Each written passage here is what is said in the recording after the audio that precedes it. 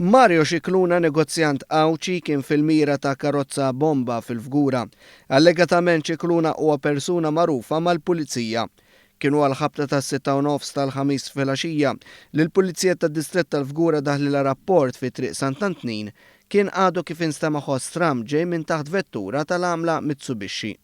Xhieda fuq il-post ikkonfermaw ma' One News li dan il-van proprjetà ta' Scicluna kien ilu parkjat fi triq fl-istess parkeġġ għal bosta jiem. Mill-ewwel stħarriġ li sar irriżulta li l-bomba twaħlet taħt il-vettura u fuq in-naħa tas-sewwieq. F'tebqatajn il-Pulizija għalqu triq u talbu l-assistenza tal-esperti tal-Explosive Ordnance Department tal-Forzi Armati ta' Malta. Sorsi qrib l-investigazzjoni qalu li t-tip ta' splussiv użat kien differenti minn dak li ntuża fil-bomba li qatlet lil Daphne Caruana Galizia f'nofs Ottubru li għadda. L-istess sorsi qalu wkoll il-fatt li l-bomba ma splodiċ se jgħin bil-bosta lill investigaturi għax l-apparat li twaħħal mal-karozza għadu wkoll intatt. L-operazzjoni deskritta bħala waħda sensittiva ħadet numru ta' sigħat. L-ewwel xogħol sar mill-membri mill-Forzi Armati fi ħdan tal-Explosive Ordnance li daħlu taħt il-van sabiex ikunu jistgħu jiddiżattivaw l-esplussiv.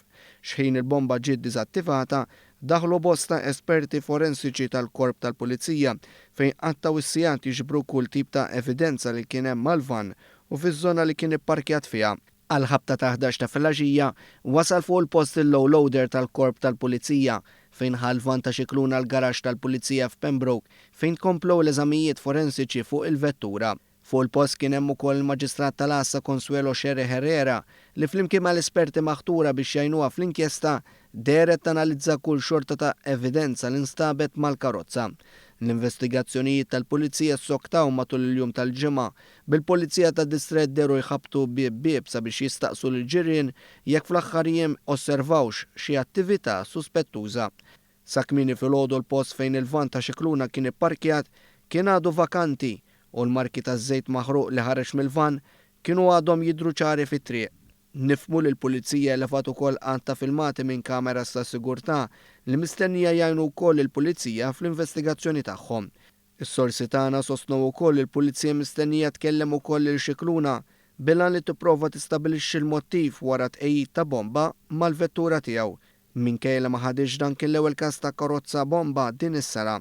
Is-sena l-oħra kien hemm 3 każijiet oħra li qatlu 2 persuni u darbu raġel ieħor serjament. Intant fi stqarrija l-Gvern ta' ħajru l-appoġġ sħiħ tiegħu lill-forzi tal-ordni li l-ħamis filgħaxija kienu impenjati f'din l-operazzjoni delikata sabiex ineħħu kull periklu li kien hemm. Il-Gvern kompla jgħid li huwa impenjat biex min kien responsabbli ta' dan l-att infami u kodart li seta' kellu konsegwenzi mill-aktar gravi saħansitra anke għal persuni terzi, irrispettivament tal-persuna jew persuni li kienu fil-mira, jinqabad. Il-Gvern qal ukoll il-forzi tas-sigurtà se jingħataw ir-riżorsi kollha meħtieġa biex anke dan il-każ jiġi riżolt.